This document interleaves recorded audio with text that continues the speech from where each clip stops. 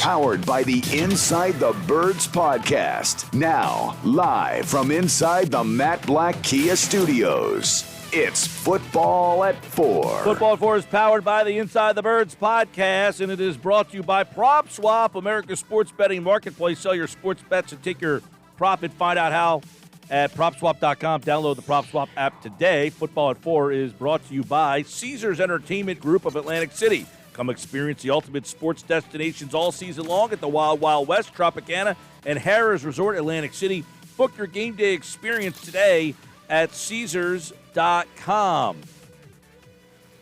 Andrew DiCecco from InsideTheBirds.com is with us to start things off in the first edition of Football at 4 for Week 1 of the NFL season. Nick Sirianni enters his first season as head coach of the Philadelphia Eagles. And this matchup, it's the first time rookie head coaches will face each other, Arthur Smith, in a season opener since 1973 when Mike McCormick was the Eagles coach against Don Coryell at Veterans Stadium. So it's been a while since we saw a couple of rookie head coaches go mano-a-mano, but that is the story. It's Sirianni and Smith getting their first crack at it, but there's so many other things to dive into, and we start this Football at 4 off with Andrew DiCecco here on the Sports Bash. What's going on, Andrew? Hey, Mike. It's been a long time. I'm doing well. How about yourself? Yeah, man. It's been a long time, but it's good to have you back on during the actual football season, which is here. And let's start off with Nick Sirianni and kind of get your offseason training camp impressions as he kind of gets ready for Week 1 of this season. I think he's an interesting kind of character in this whole sitcom, if you will. I mean, he's the lead role here. So what are we looking at from what have you seen from Sirianni through the preseason, the training camp? Well, I saw a coach that has a lot of emotional intelligence. He's able to sort of tap into his players and get the most out of them. I really saw a lot of accountability from Nick Sirianni. I saw a lot of player development. You look no further than Quez Watkins and the development of a Jalen Reagor, who now has to take his summer success and translate that into the regular season, of course. But there's been a lot of players that have shown growth under just a brief tenure of Nick Sirianni. He's someone that's going to continuously coach, and his coaching staff is always going to be. They're going to coach the team hard, and they're going to fine tune these details to make sure that there is that accountability factor, and players are continuously improving on flaws in their game. And I think that is a remarkable transition from what the previous regime was sort of known for. And you're going to start to see that. I think ultimately you're going to see a lot of buy-in from the players, and you're going to see a lot of energy, and you're going to see a markedly different team and more explosive and innovative offense, and just a more structured team. And I think that's sort of been conveyed in the practices and in the preseason games, and I think that's sort of going to transition into the regular season. So it's been sort of a breath of fresh air so far into his tenure. Yeah, I want to first pick your brain on Quez Watkins. He was officially the starter on the first depth chart here. And what's the messaging there and how they could use Quez Watkins in a game, not only this game against Atlanta, but this season? Because, hey, Sirianni could have gone the easy route and said, hey, I got a sure-handed veteran player in Greg Ward. But what's the messaging by putting Quez Watkins? What does that tell you in your mind about what this offense might look like?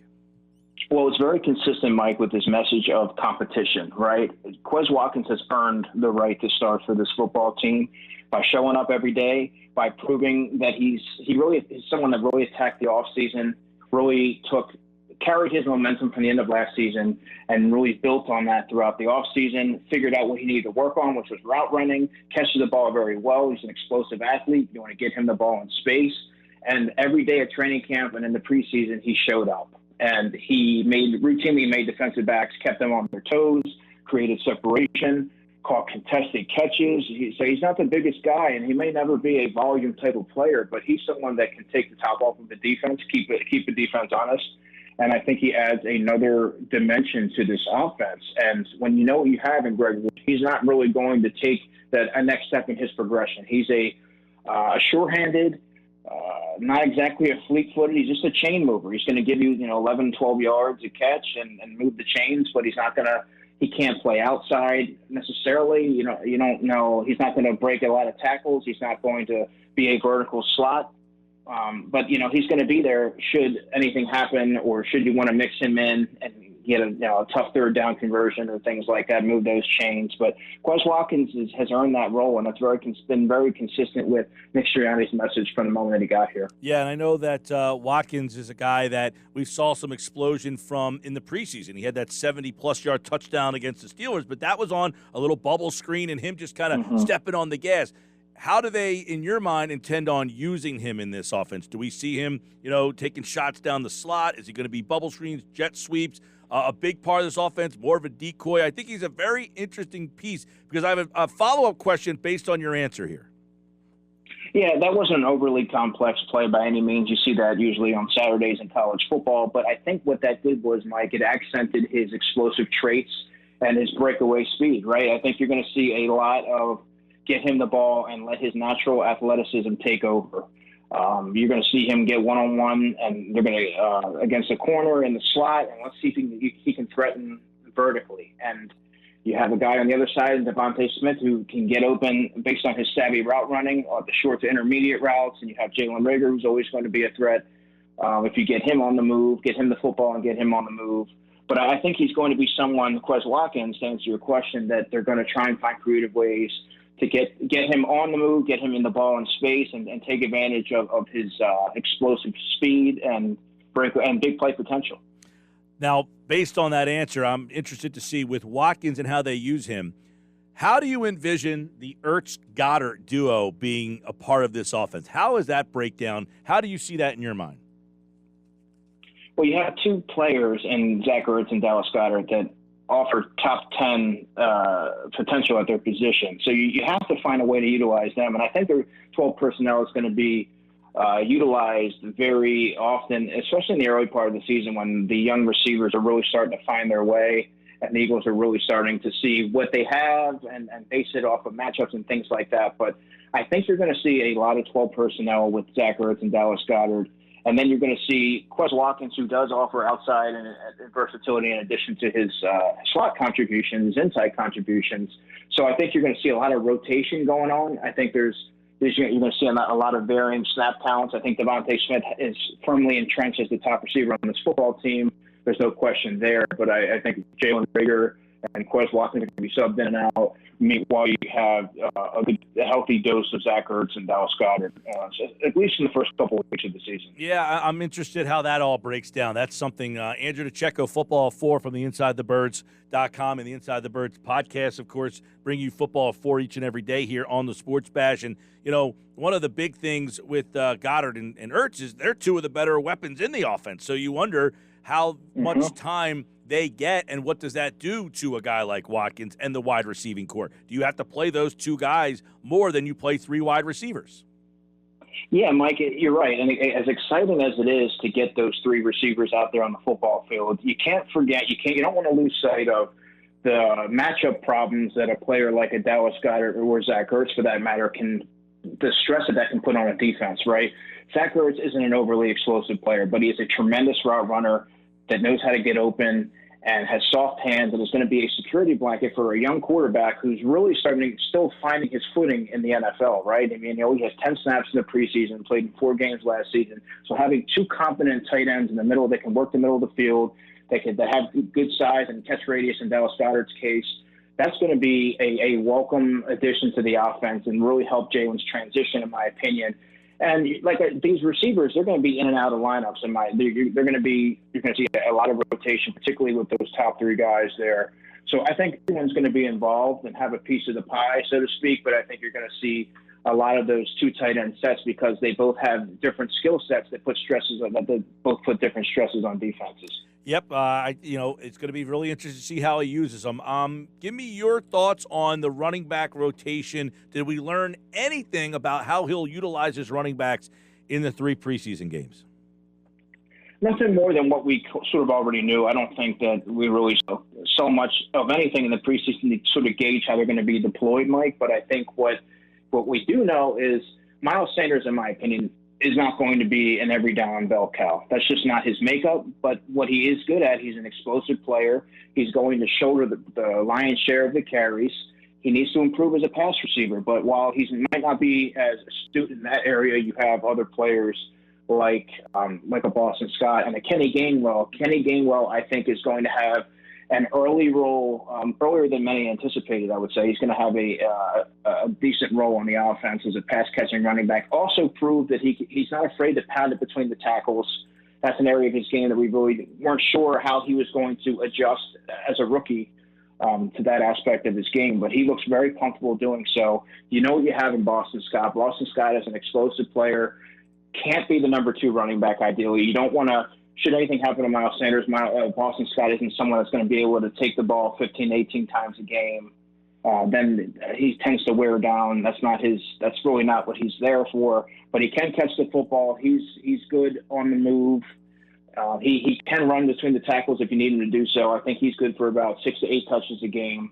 And it wouldn't surprise me if Jordan Howard gets one of those call-ups Saturday by 4 p.m. as one of those practice squad call-ups, because you really do need a short yardage running back, I would think, to sort of take advantage of those down and distances and goal line situations. So to go into the game with 3 running backs is a little light. That's why I had a sneaky suspicion that you're going to want that bruiser to sort of churn out those tough yards. Right. The initial depth chart is out today, and one of the interesting spots on there, on top of Quez Watkins being named the starter, is that they only had the 3 running backs. Scott was the 2, Gainwell was the 3. So what kind of role does Gainwell have? You know, I sort of liken it to Brian Westbrook's rookie season. I believe he was, utilized sparingly, but he made an impact every time he was on the field, it seemed like. I think he only had 46 carries as a rookie, if I'm not mistaken, but it wasn't like a sizable role. However, with just 3 running backs on the roster, should it really remain that way, the Eagles are very comfortable in Kenneth Gainwell having a pretty substantial role in the offense, which tells you that how far that's another example of a player who's progressed under this regime in the early going. So, I mean, he's shown that he can we know he can catch the football. That's what he's been billed at coming out of college when he was very prolific in that area at Memphis. But he's also really impressed me as a runner, Mike, and he can pound the ball between the tackles, but he can also bounce it outside. Don't know that he's a home run type of player, but he's going to be one of those elusive type players that's going to be a thorn in the side of defenses for years to come, and he's going to have a role on this team. And they made that very clear when they put out their 53-man roster. All right, some interesting stuff. Obviously, the backup offensive line. You got Dillard, Herbig, Dickerson, Herbig, and Toth behind Mailata, Seumalo, Kelsey, Brooks, Johnson. We all think that offensive line, if healthy, can be one of the strong parts of this team. And, Mailata wins that job over Dillard, which was one of the battles, but Mailata really pulled away there. But how do you see Landon Dickerson kind of fitting in, if at all, this season? That's one of the most complex situations on the 53-man roster. I had him on the NFI list, so to see that he made the 53 was a little bit of a surprise because of the depth that they have there, Mike. You don't necessarily need him to contribute right away. I thought he was going to take this season as a redshirt year, heal completely from all of his nagging injuries in college, seize a starting job next season, be it left guard, center, wherever it may be, and sort of go from there. But the fact that he's on the 53 and he's counted in there, there has to be some consideration for him playing. I would be against that, but I would think that there needs to be some sort of a rev up period to sort of get him practicing, get him up to the speed of the NFL game. So I don't know how much of an impact he's going to make right off the bat. I think it would take a string of poor performances from an Isaac Seumalo or an injury there to really have to expedite his progression.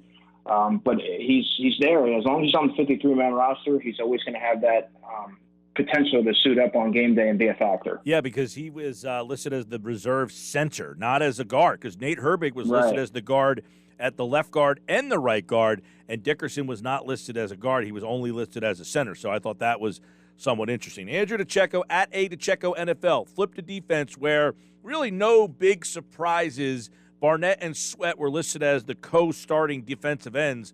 But this defense on paper looks pretty good. My one concern is the age, which means injuries could be an issue. But other than that, how do you kind of see this defense entering the season?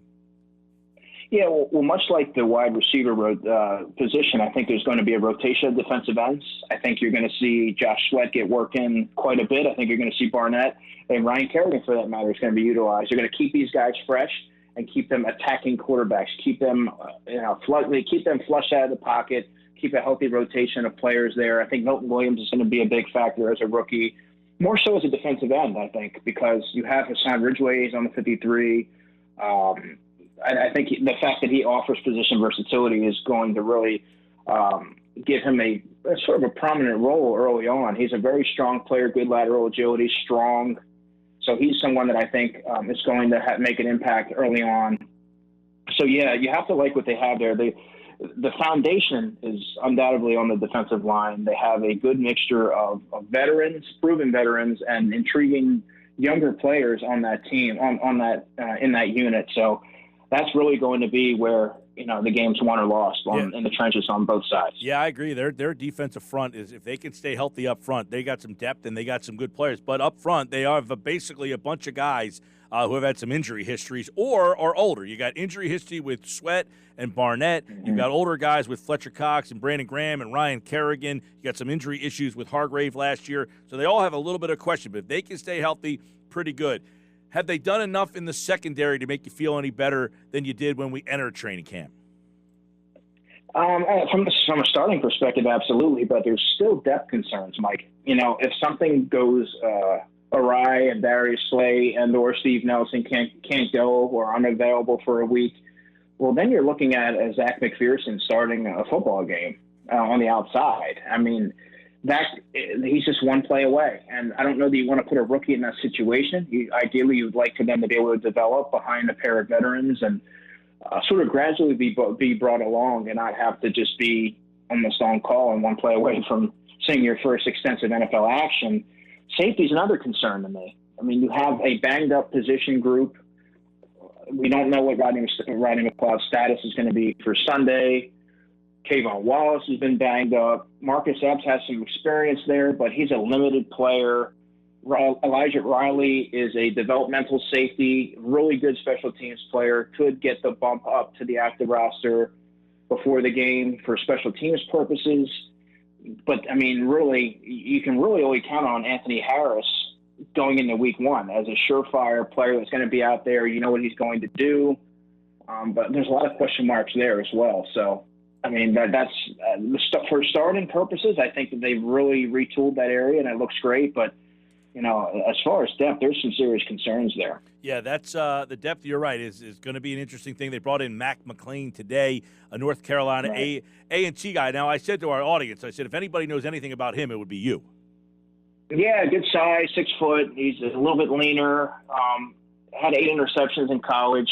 He's someone that I think also, just like Andre Sachere, who they acquired off waivers from the Colts, is going to be a factor on special teams. It takes a little bit of time to really find your footing and absorb the defense, really digest that. You get guys that have been here all summer that are still, rookies like Teron Jackson and so on that are probably still finding their way. So it's going to take a while, in my opinion, for some of these late acquisitions to really be able to announce their arrival and carve out a role on defense or offense for that matter. But I think special teams were probably in mind when they acquired Mac. So we're going to see what he's able to do. And he may be inactive this week, but it's obviously a player that they like. He was a rookie free agent with the Denver Broncos. So it'll be interesting to see how quickly he transitions and makes himself available for Jonathan Gannon. Yeah. The linebackers last year, for the first half, when Nate Geary played, he's an unplayable player. I thought they at least were okay as the season went on. Bringing Wilson here, Singleton, how do you look at this linebacking unit now? Well, it's very intriguing because it has a lot of young players. I think Alex Singleton's a player who had, 120 tackles and 11 starts last year. Well, I mean, imagine what he's going to be able to do as a full-time starter going into the season. He was named the captain yesterday, of course. He could really close in on 175 tackles, and he's just a nosy football player, always around the ball. I think he really complements Eric Wilson opposite him. Eric Wilson's an undersized linebacker, but a very astute in coverage, good coverage acumen. That's what he's been billed at since when he came over from the Vikings. I think that Singleton's tenacity and downhill approach combined with Eric Wilson's sort of sideline-to-sideline lateral agility and athleticism really lends itself well to, a retooled second level.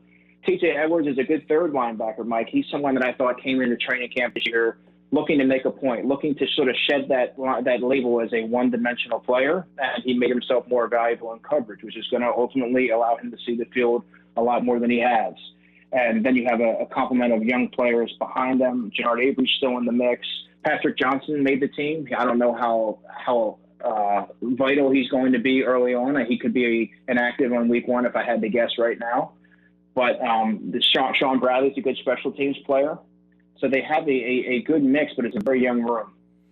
Sure is. And then there's Gennard Avery in the Sam linebacker spot. When you look at the starters, when they list him, he is listed as a starter. Did we learn at all how that position, the Gennard Avery, Patrick Johnson, by the way, is backing him up? How much, usage and playing time, and what kind of role does that Sam linebacker have?